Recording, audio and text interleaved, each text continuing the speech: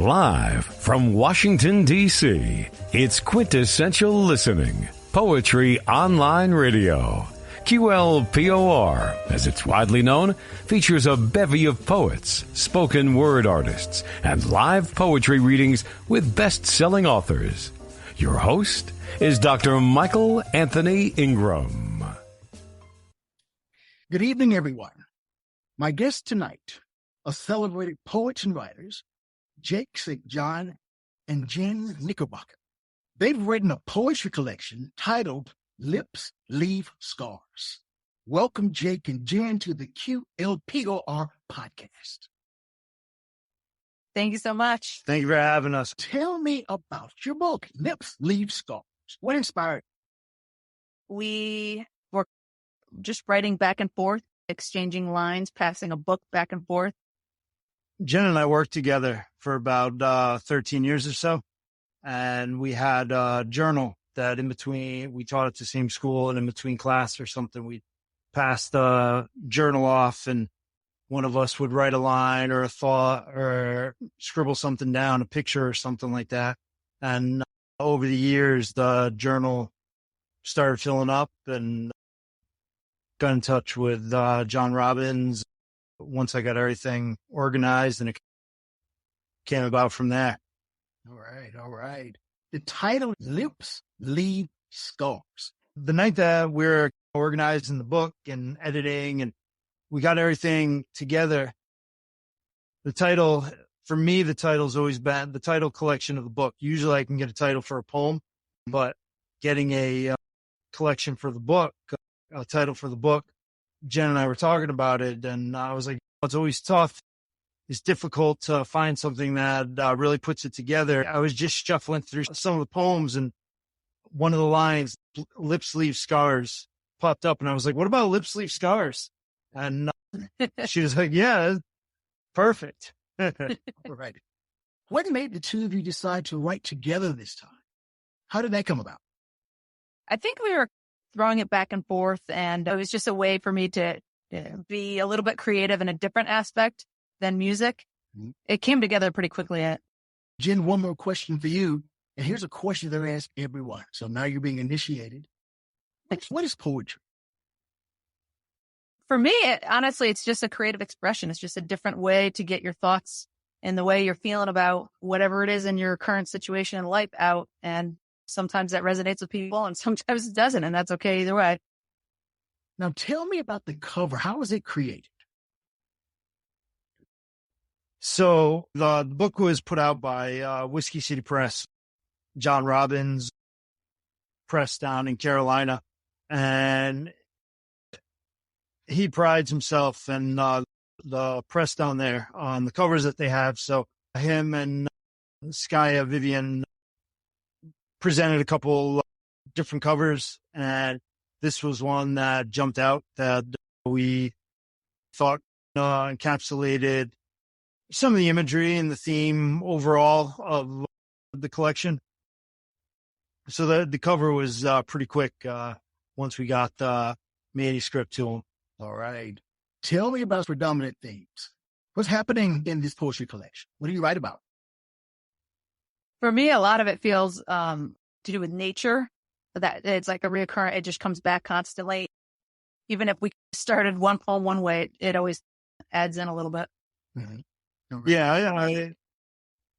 There's themes of love and loss and longing, and it's a pretty romantic collection, but it makes its appearance on the trails and mountainsides and things like that. So there's definitely tragedy and there's a little everything. It was a real fun book to write and to live.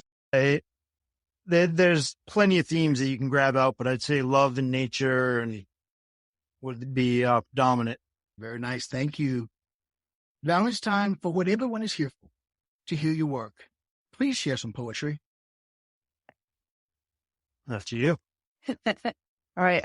This one is called Revolutions. And the reason I want to start with this one is because I remember vividly one morning writing this, and the imagery in the beginning, it explains a little bit. I just remember this one really well. Revolutions. Through the window, pale slants of sunshine fall on the folded laundry I've placed on the table. Speckles of dust glisten in the sun's rays, spotlighting my mug. I sit wrapped in the thought of your touch. Cooled coffee enters my parched lips. Time becomes relative. The leafless branches scratch shadows across the wall, and I sit alone. Separating the authentic from speculation, I know that mountains and rivers and valleys are as genuine as the sun. Yet the synergy of the soul is not as forgiving, and lips leave scars on the skin of years, and the cold coffee leaves a bitterness of discontent in the state of my life. Thank you. I'm going to read the first poem, On My Way. I'm reading this specifically because it was the first poem that Jen and I ever got published together. It was published up at Outlaw Poetry. Klaus put it up. He published a lot of our things, but this poem in particular, Klaus, we recently found out, passed away in late weeks in May. This poem was the first poem that we got published in the opening poem of the book. On My Way. As delicate snow finds its destined path to the ground, I look out and ponder its existence. If it's real, then I'm real, alive, thoughts and feelings. Breath after breath, the fragile state of snow, melting on contact, resembles emotional turmoil inside. A book with no words, a forest of trees. I carve out a path I must choose. A decision of ages. I opt to no longer be confined to this body, to just be free, alive. An open road to the moon, dropping over the horizon. Thank you. Another one is called Regaining My Peace. And the theme of this one, I just feel that it was like a reoccurring thought in all of the poems that we ended up writing together. Here it is, Regaining My Peace. Standing here in a forest of thought, the silence of stars overcome me. I breathe, keeping tears at bay as I regain my presence of mind. Looking for a path through the wilderness, the snarls of my contemplations perplex me. Yet I yearn for purpose and the end of the trail that leads to you, arms outstretched beneath the moonlight. Comforted by touch, my journey continues. The stars, my friends, my breath abiding, I step forward. Thank you. I'll read one more. This is The Climb. I enjoyed the imagery that came through with this poem. The Climb.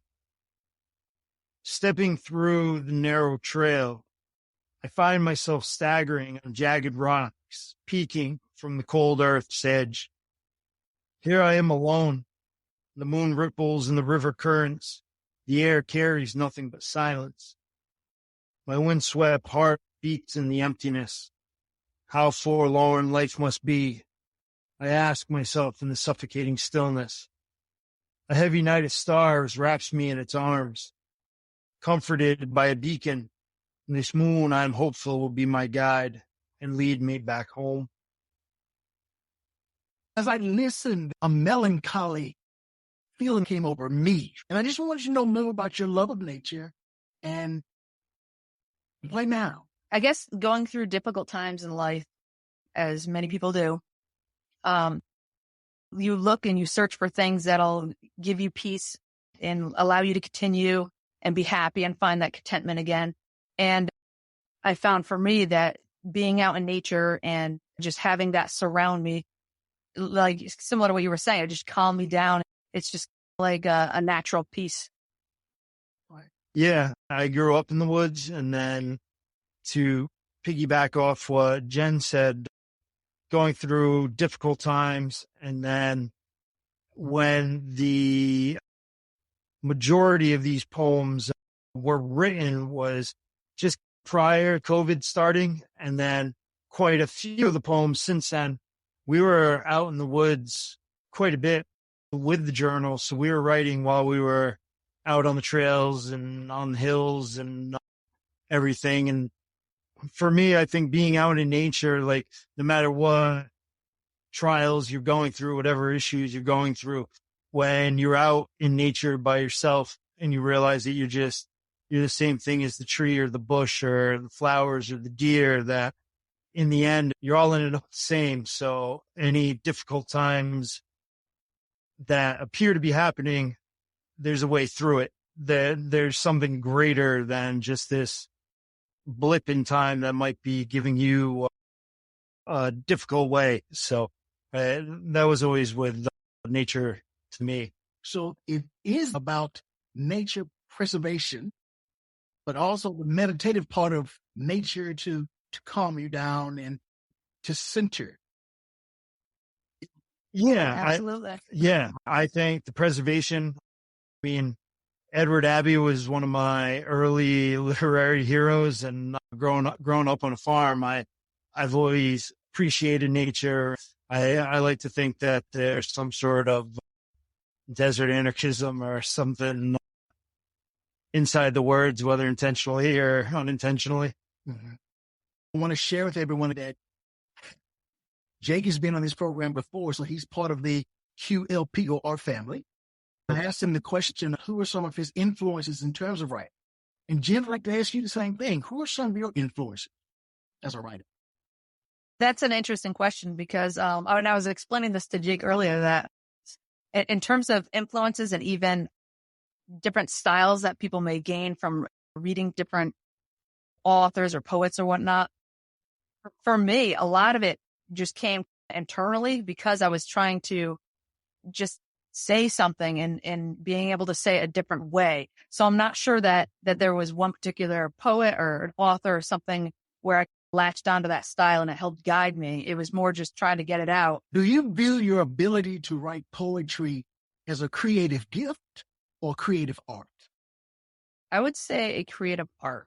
And the reason is because when I first started writing, I just almost did it as a joke to myself, just to express myself, and just was jotting things down.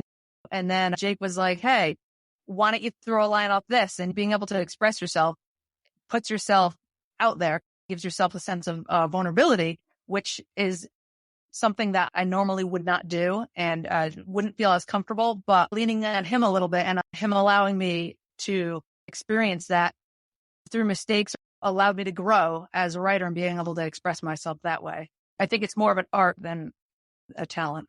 What about you, Jake? Creative gift or creative art or a combination?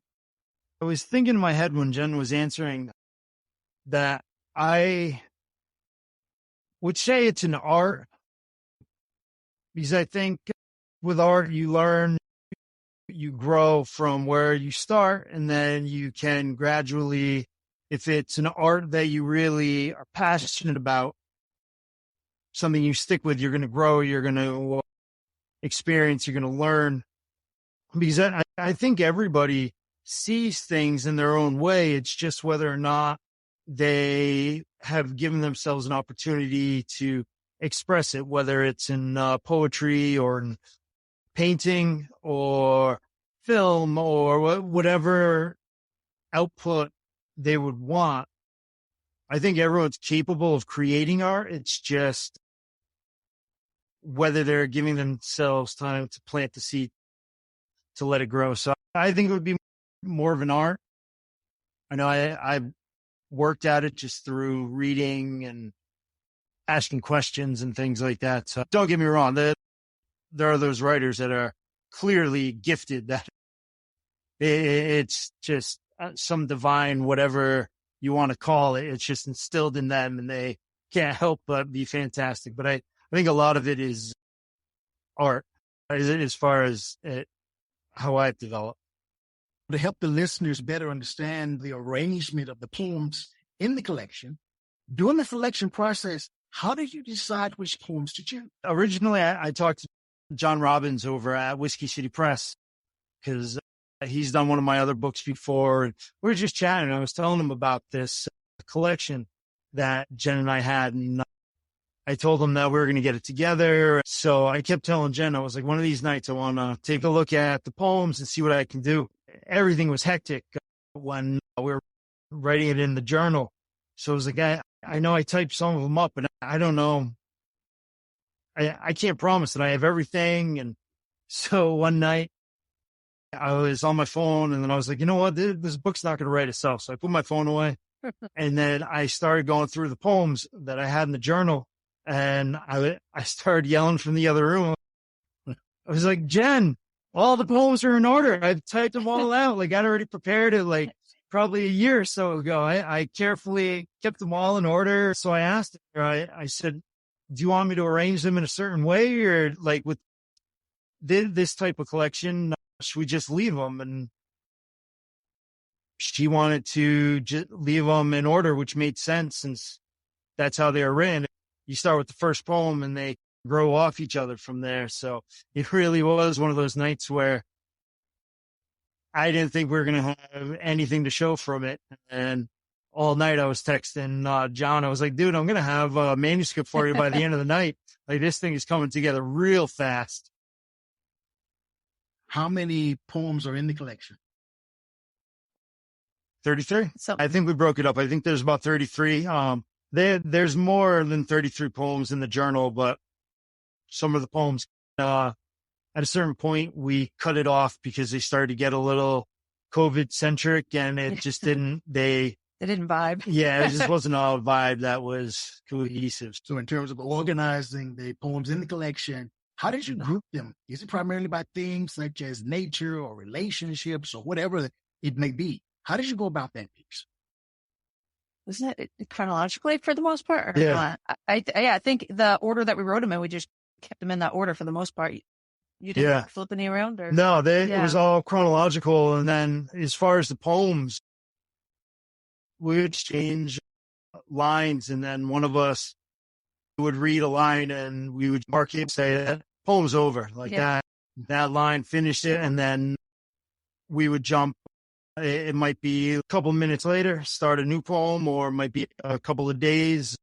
Whoever was up next in the rotation would write something. So there was no intent ever on where we're going to write a poem about this or a poem about that. It was just two people writing a poem that merged together and had a common endpoint. Okay, so chronologically, Jen, you'd write one, then Jake. I'd write a line, she'd write a line, I'd write a line, she'd write a line. Wow. Tell me about that process.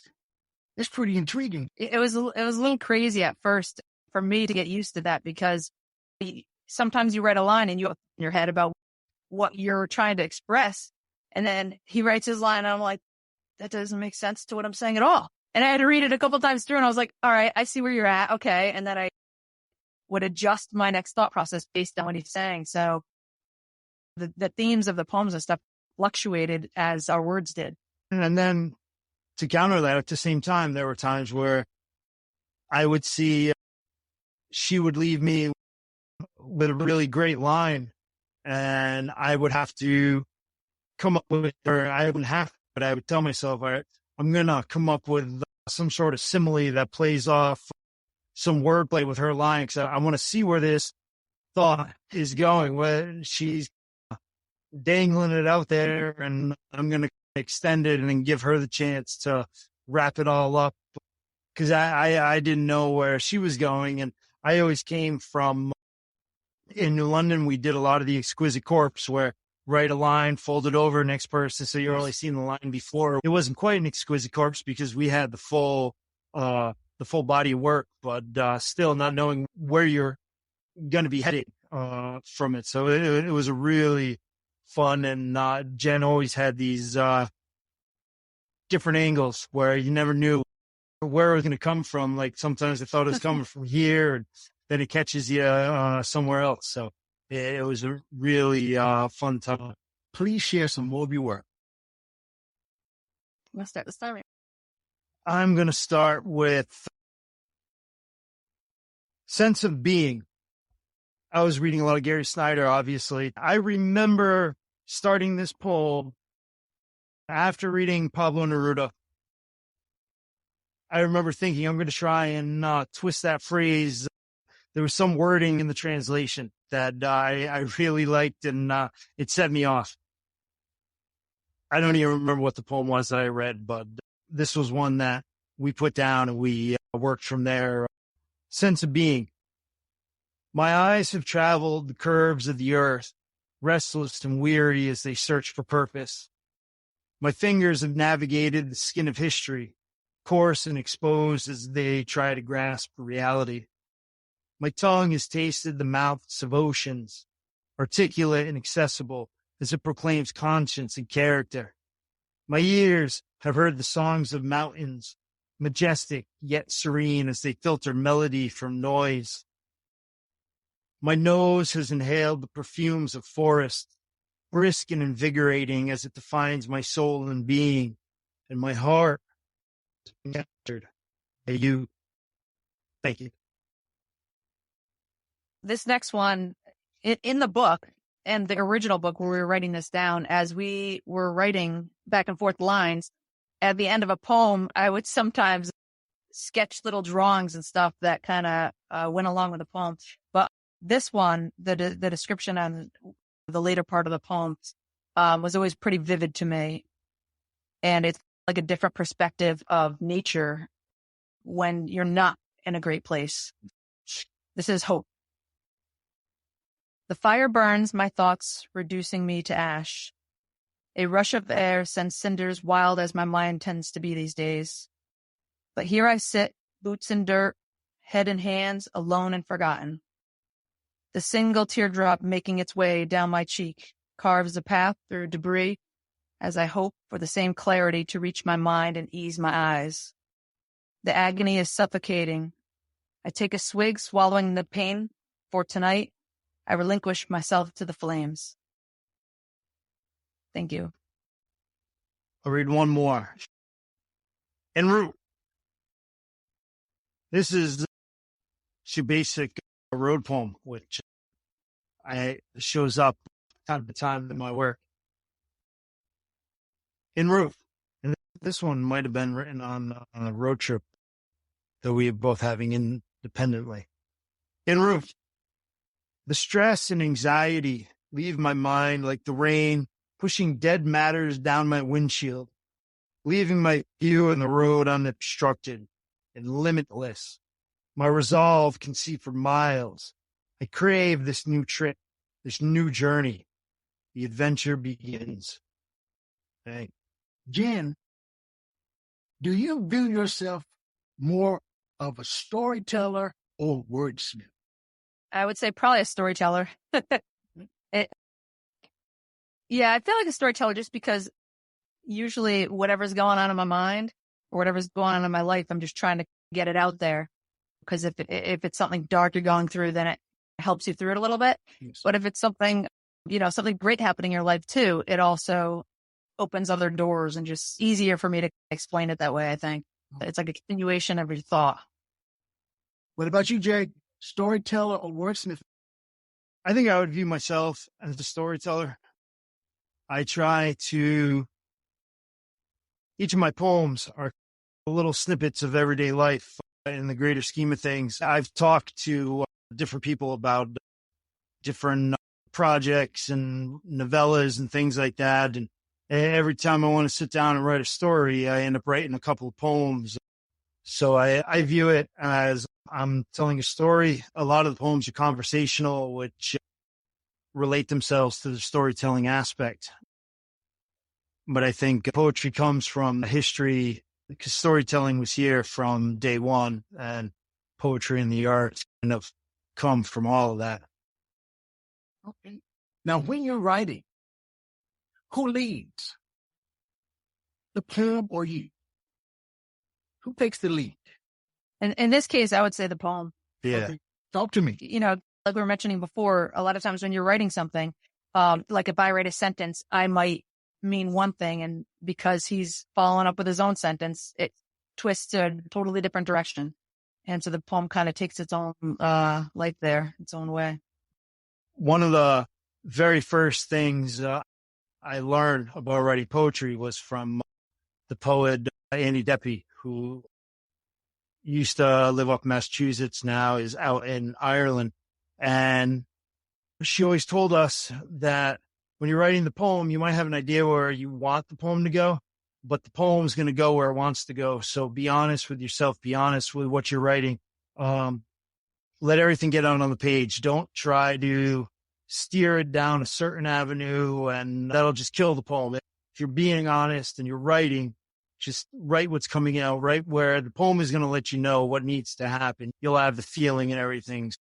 I've never tried to force something into a poem. I've always pulled back when I felt myself. Like there were quite a few times where I would write a line to Jen, give her the journal, and then I would say, all right, I know her next line, when she comes back with her next line, I'm following up with this. And then she would come with something, and I'd be like, son of a gun, I got to let this chew on this for a couple of minutes. And now I'm back to the drawing board, but I write that down somewhere else, maybe be able to hold on to it. But for the poem to mean anything, like your readers, when people read the poem, they're going to know if you're just putting stuff in it just as filler. Readers can sense the emotion and the honesty. So really, no matter what's going on the page, it's got to be the truth. Here's a question for the both of you. Some poets claim that a poem is like a living creature. Once it's out there, there's not much you can do to correct or improve it, while others edit meticulously, not leaving much from the original draft form. What is your take on the editing process? I feel like the majority of the stuff we wrote is true to how it was. There might have been minor additions or like a word change here or there, but nothing to deflect or to change it from what its true core was. I could go on for hours on editing. Editing is my absolute favorite part. So I view editing as when all these young poets, and I hear so many, and I shouldn't say young poets. I hear from a lot of different poets, first thought, best thought. And if you leave it at that phrase, at that concept, that sounds beautiful and romantic and everything, but the first thought is the best thought. And if you want that first thought to be there, you got to go back. You got to make sure that you're choosing the right word. You're breaking the lines where it needs to be. You need to read the poem, hear the poem, read the poem, listen to it, figure out what needs to be tweaked and everything without changing what the poem is. But then once the poem's out there, just because it got published in this magazine or just because it got published in another magazine doesn't mean that's the poem that's going to live for the rest of your life. I remember I submitted a manuscript to a publisher and he really wanted my stuff. And I was super excited about it. And he emailed me and he said, I sent you a couple edits, and majority of the edits were on poems that I'd already had published before. So I was like, I can't go and change all these poems that all these people have read. So I was talking to John Landry, poet out of New Mexico, and he's one of my mentors. And I said, John,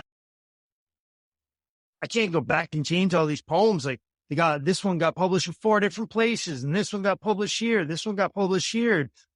That's fantastic. So you edit it, and now you got twice as many poems that you had from when you started with. I was like, holy smokes.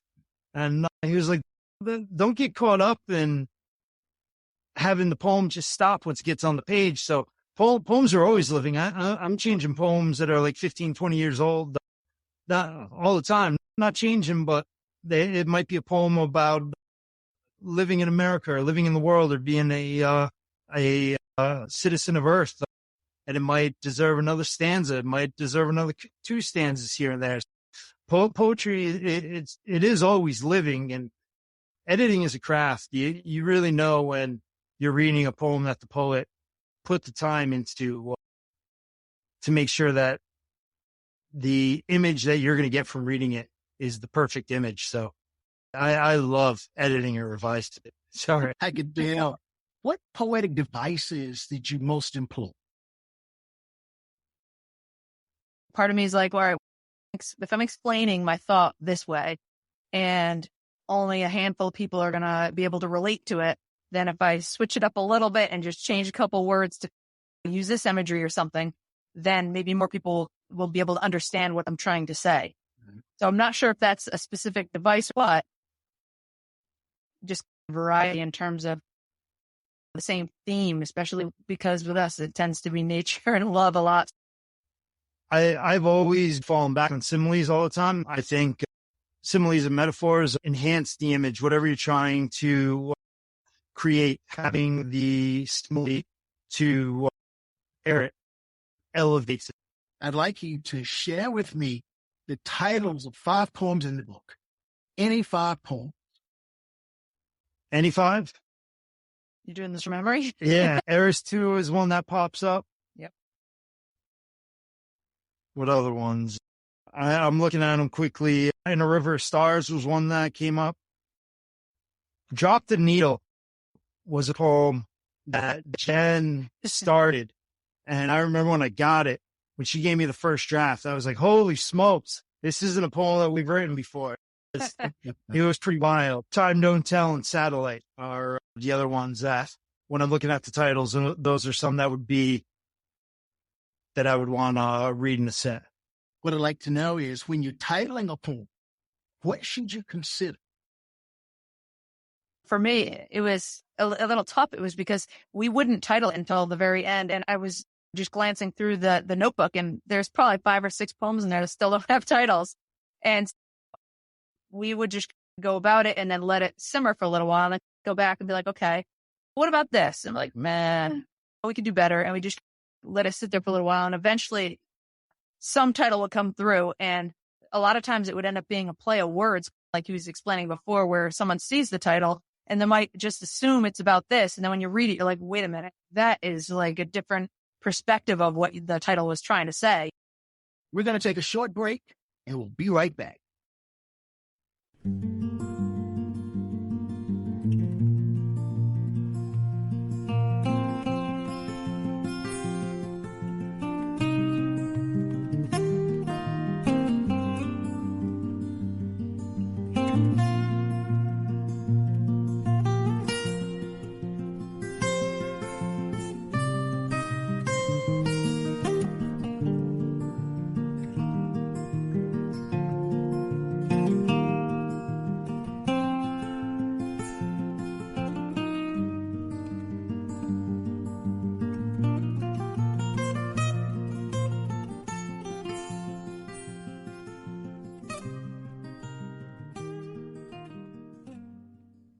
We are back. I am Michael Anthony Ingram. I'm here with Jenn Knickerbocker as well as Jake St. John. Please share some more of your work. This poem is called Unspoken, and I'll just read it and let you listen to it and decide what you feel about it. Unspoken. I find tranquility with you among the trees, rooted in the moment. The constant rushing water is everything I want to say to you. A waterfall of words cascades from my mouth, becoming one with nature and you, a forest blooming in splintered sun. Shining my love cannot be contained, like clover overtaking a field. Waves of wildflowers roll over the edge and collapse on the final hours of dawn. Thank you. This poem is called A Cold One. It's pretty self-explanatory. The Cold One. A granite sky holds back sun. I smile, open a beer, take a long swig of knowledge, knowing that nature calls the signals, and I'm a spectator, taking delight in my lack of control, becoming the wind, carrying dreams in a knapsack, opening my arms and my eyes to the infinite possibilities. But until then, I'll sit here, drink my beer, and smile as the persistent, dismal day keeps me company. Thank you. This one is called The Path. I want to tell strangers to smile when I can't myself. This empathetic desire brings some sense of contentment within as I walk eyes to sky, heart in hand. So maybe I will, a whispered smile, spoken in gestures entangled by you, unable and unwilling to uncoil myself from your grasp. These impressions propel me forward, and so the traveler reveals a grin. Thank you. This poem, I'll read this one. It's called In a River of Stars. And a lot of these poems were written, or at least my lines, when we weren't working together at night, on the weekends, we would pass the books back and forth to each other. So a lot of these were written fireside. In a river of stars, I want to paint words as beautiful as the moonlight that pours from your eyes with lights and darks, contrasting your sharp features. As I run my fingers along your chin, my lips tremble and travel your chest, my tongue, the guide in this adventure and exploration. Your hands pull me closer in a river of stars. My fingers slide from rib to ab as bodies tense, heart rate soar. The night swallows us as one. Thank you. When we started tonight and you shared your work, that melancholy feeling came over me, but I don't feel that anymore. It's more of a sense of resolve, commitment to moving forward, embracing the world as it is, knowing it is what it is. The chronological piece makes sense because for me, it changes. It starts in one place and chronologically moves to a different, way of being, a way of thinking. What do you think about what I'm saying? Does it make sense at all? Am I right? Am I wrong? Or does it really matter? Yeah. And I'm trying to think, when we wrote the first poem to the last one that's in this book, how long of a time span it was. I don't know if you remember, because I know as a person, I felt like I was morphing and I was changing during that time as well. Yeah, I would say, I think the timeline of the book is about 2.5 years or so. But I think if you look at each poem in independently, this is a really melancholy poem, or this poem is really boned out. But if you read them 1, 2, 3 at a time, and then read the entire collection, I think it almost, and I've heard it before, that they play almost like a concept album. I can't think right now, like the Beatles, not that I'm comparing this to the Beatles, but the concept of this poem, next poem plays off the first and leads into the next. So you are on a journey of traveling. We were friends writing these, so we had our own independent things going on in our own lives. And so there is a journey. There is a concept that they play together. Where you start at the first poem isn't where you're going to end at the end, the last poem. Jenn, you mentioned in one of the poems the word empathy. What exactly is empathy? In relation to the book, it's being able to hear someone's words and putting yourself in their situation as to what they're expressing and what they were going through at that time. And it's interesting because sometimes the poems don't let you know truly what's happening. And it's just the tip of the iceberg, so to speak. Mm-hmm. But yeah, I think empathy in general is so important, and being able to express that in poems as well. What about you, Jake? Empathy for you. How important is it for you?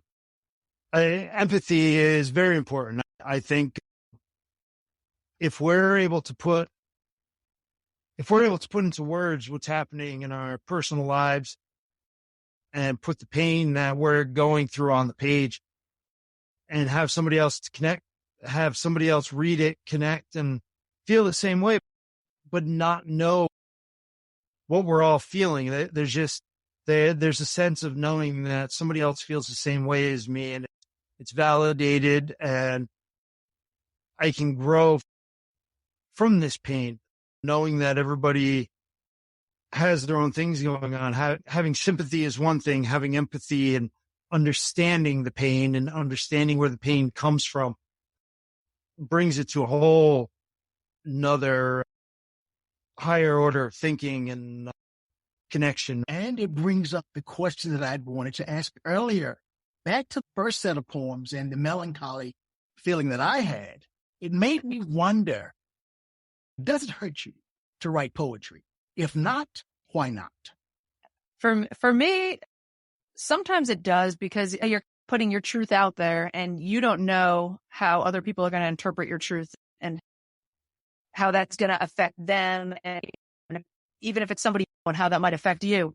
But yeah, it hurts, but it's also a sense of release in some way to get it out there, get what you're feeling out there so you can move forward. Yeah. I think I always try to write honestly, but then there's a certain point where you're writing and you bleed onto the page, and it's cathartic where you don't put any limits on what you're going to say. You're going to open it up and you're going to let it flow. You don't want to hold anything back. You might not want to be spot on and specific, but in the poem, you're going to be honest. You're going to let your entire being relate into this poem and contribute. And hopefully what you get on the page is a cathartic release of emotion.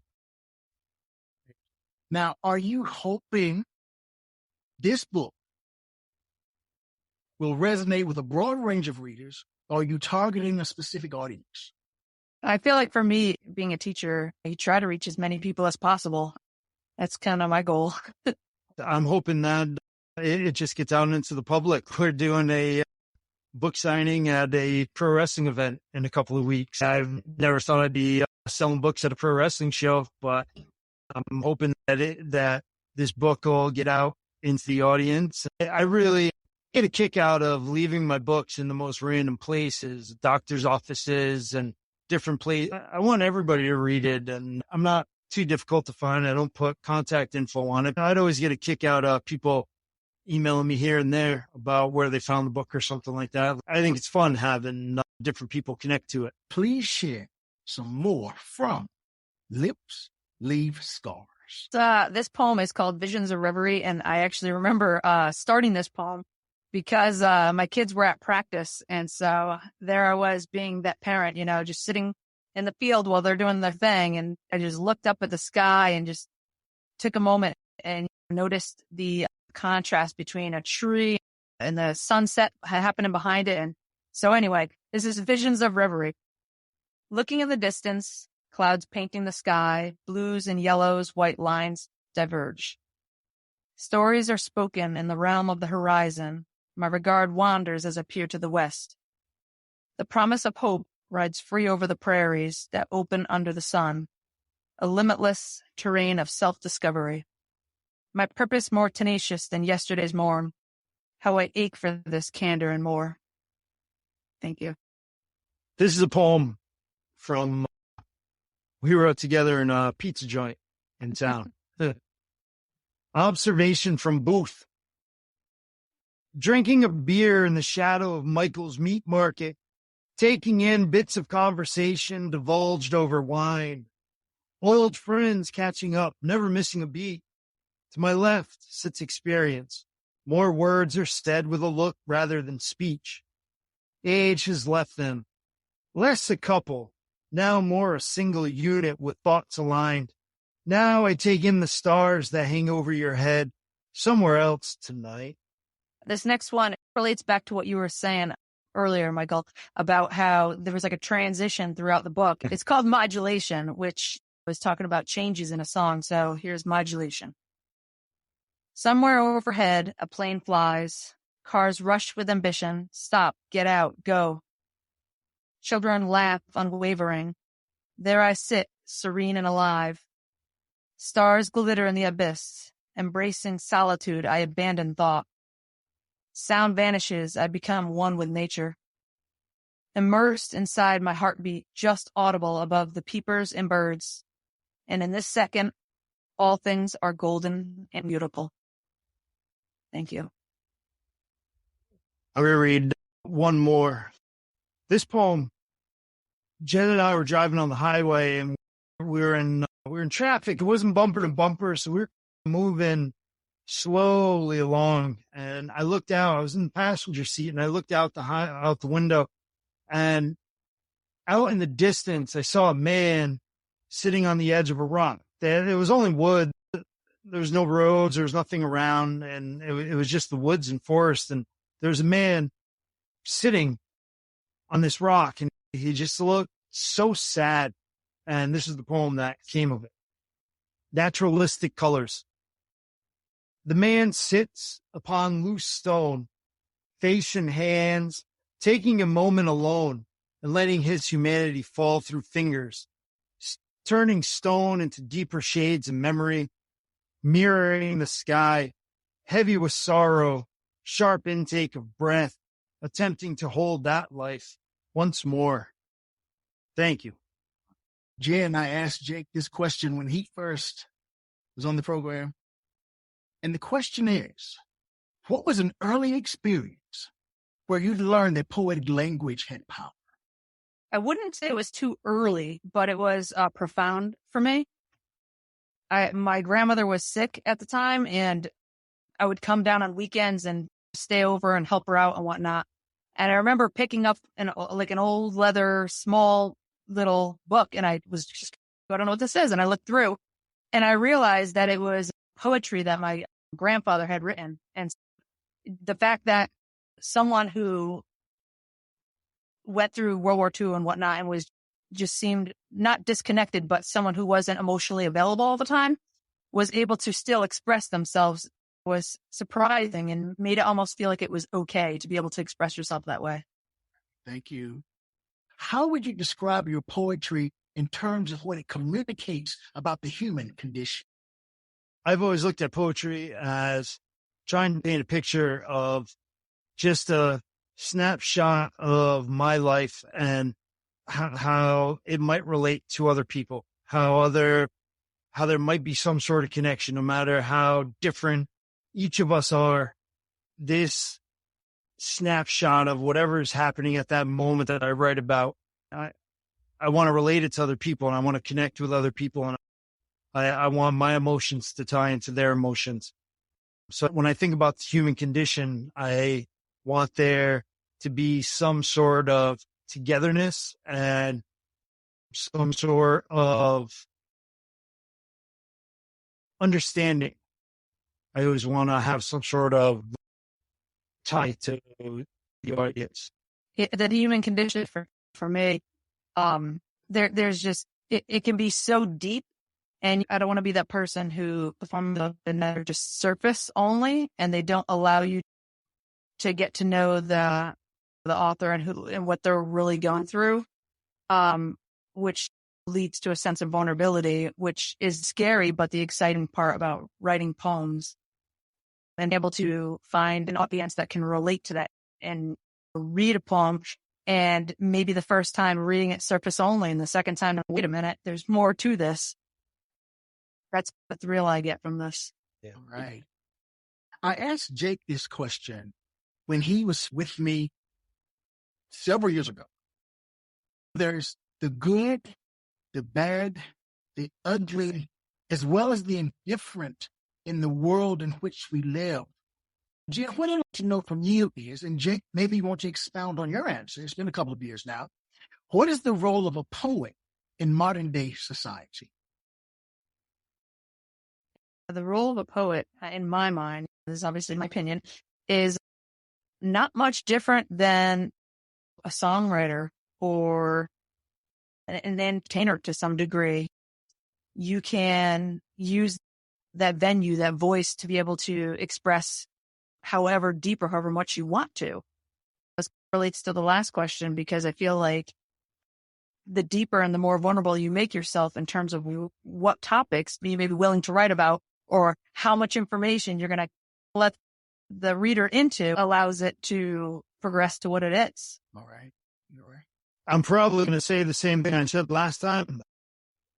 And I would love to go back and check. I've often said that if you want to read the news, go read a poem. And poets, if you want to know what's going on in the world, go ahead and read your poets. There's so many poets all over the place that anybody that's listening to us right now, they've got more than enough access to so many poets. And there really is a hotbed of real life poetry happening right now, where there are poets they're skilled, they're talented, and they're knowledgeable, and they're telling you about the life that they're living, and the life that they're living is just an offshoot of the communities that they're coming from. These poets are telling you how they're living and how their neighbors are living and how their friends are living. And we get all the mass media shoved at us, explaining what's going on in the world and what we're supposed to think and what we're supposed to feel. But when you're reading your local poet, or you're online and you're reading different poets that are alive today, that's where you're getting the real humanity. That's where you're getting the real sense of togetherness and empathy and loss and sadness. And when you're able to find these poets and find some fantastic, we really truly are in a heyday of poetry. I really truly believe that there's so much poetry open up to the world right now, but so much of it is good. There's so many good poets that are telling us about the human condition, like you were saying. And I think that the role of the poet is to speak the truth and to speak what they've seen and to love and to pass a form of compassion and empathy along to the audience when the poem's going on, because it's not a one-way street. The poet reacts to the audience and the audience reacts to the poet. And I think the role of a poet is a role of a innovator or relaying information. You've written Lips Leave Scars. What did you learn about each other writing this book, as well as what did you learn about yourself writing this book? That's a little twist on that question. All right. About myself, like I mentioned before, I've written a little bit, but I never really showed anyone. It was just too much vulnerability for me. It was too scary. And that's the truth. And allowing someone into your thought process, because I'm not writing a whole poem. I'm not telling him, like, here's the whole story, read it and tell me what you think. It's more like, here's just a tiny thought. What do you think of this? It just kind of let me grow as a person and allow myself to be able to express whatever it is I needed to at that time to find happiness, which is what everyone is trying to do. I feel like for myself, it really helped me to just let myself be vulnerable. Yeah. I would say the same thing. Becoming vulnerable, because I've always had a very specific idea of what poetry is and what my poetry is. So when Jen and I were writing together, having Jen bring different things to the table in her poetry forced me to adapt and alter how I would see things, what the direction of the poem or the imagery, or son of a gun, I wanted to relate this to the moon somehow. And Damian Rucci would probably get very upset if he heard me say that, but that's just a generic statement that it forced me to step out of my comfort zone. And I think just like when you're a painter or you're any kind of artist, you have your thing that you can fall back on. And I think working together, we were able to steer each other in directions that we weren't comfortable in. I think it was getting out of the comfort zone and giving up control, really, and just taking whatever is put in front of you, taking that and doing what you can with it. I think the world would be a better place if we could all get out of our comfort zones every now and then. Something funny in relation to that is when we were collaborating, a lot of times we would go back and forth, and then at the end of it, I'd be like, wait, hold on, go back to this line. What did you really mean? Because I really wanted to know more about what he was trying to express in the paper after we finished the poem, just because I know I took it one way, but I don't know if that was the way he was intending. So yeah, it's interesting. There was while the poem was happening, there was no conversation about any of it. We're taking each line as it was given, just how, based on our experience, and taking that line and running with it. It wasn't until the poem was over where it's like, oh, that's what you meant by that? I totally thought it was a lot deeper, or holy smokes, I didn't even think of that. So it was pretty fun. I'd like to ask you both to do me a favor.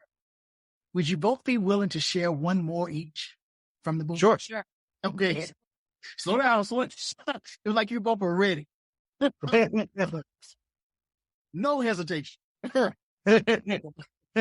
We need the drama there. We should have paused for a second. And I don't know all the time.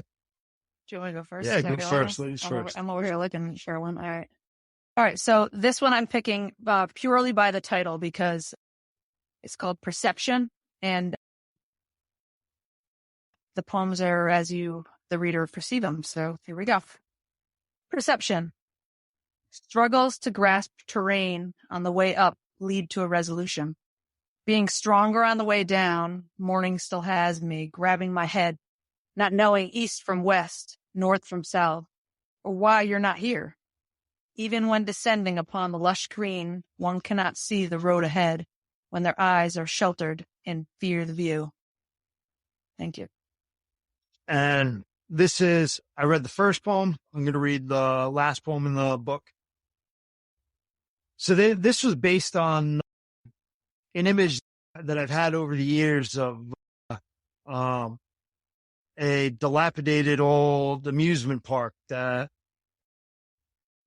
I used to go to when I was a kid, but dreaming of it was not the same place that I was at. And that was the image that started it. The poem grew from there. So this poem is called Reflections. I've dreamt of theme parks I've never visited, empty and void of life. I walk a stranger among the growth, weeds wrapped between the ribs of roller coasters, strangling past lives, concealing thoughts, harboring secrets. Steel wreckage of dreams under an old sun that seems to fade as quickly as I these days. After dusk, there are no lights to illuminate the bones. Only shadows settle in, like an old friend, drunk on counterfeit memories. Thank you. Thank you. If poetry were banned tomorrow, what would you do instead to express yourself? Maybe writing in general. If writing were banned tomorrow, how would you express yourself? I was going to say it would probably be a rebel and do it anyway, but That was my answer. If writing and poetry was banned tomorrow, I would spend the whole day writing poetry. All right, then. Where can the book be purchased? You can find it on Amazon from Whiskey City Press, Lips Leave Scars. Where do you go from here? What's next for both of you creatively? I'd like each one of you to answer that question. For me, I've tangled with continuing writing stuff on my own. I haven't showed you them all. But in general, just moving forward with that, because it was a fun adventure being able to express myself this way, and I'd like to continue it. But on another note, I think it would be fun and interesting to see the comparison if we will continue to write. We still are writing, but just not nearly as much as we were when we were writing during COVID and all that. Yeah. But it would be interesting to see the differences and similarities between this book and something down the road as our lives have changed since then. Yeah, I look forward to writing more books together. Coming up, I've got a chapbook from Holy and Intoxicated Press out in the UK that's coming out. And then I have a small collection of poems that I'd like to spend some time with and do something with coming up. But I'm looking forward to, I really look forward to just writing again and getting the pen on the paper, as I always say. Mm-hmm. I am so glad that our paths crossed. Me too. I agree. You've written a wonderful collection of poetry that we all need to read. Thank you. I wish you both nothing but the best. To the listeners, as I share with you every time we're together, let poetry ring somewhere throughout the land. Take care. Quintessential Listening, Poetry Online Radio is available on iTunes, Spotify, SoundCloud, and Stitcher. You can also check out the website at QLPOR.com.